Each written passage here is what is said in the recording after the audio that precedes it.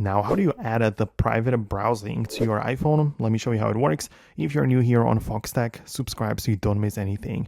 Naturally, you can go to your Safari, go to like your tabs view like this, and you can swipe at the bottom to go to the private section, right? So you can click on the plus and start a brand new private tab, which means that no history gets saved.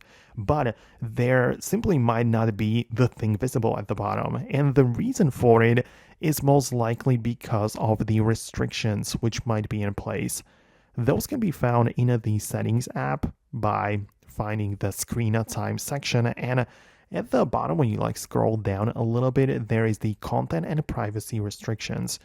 So you can either turn it off completely or just go to the App Store, Media, Web, and Games and make sure that browsing the web doesn't carry any restrictions with it. Because if it does, then it's not going to be, it's not even going to allow you to get to the private mode in the browsing, in the Safari to begin with.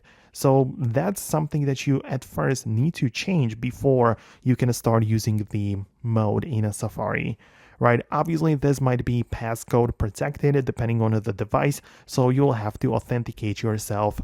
I mean, it might be impossible or set up that way, so that's how you can get through it. But once you disable the restrictions, it's gonna work fine.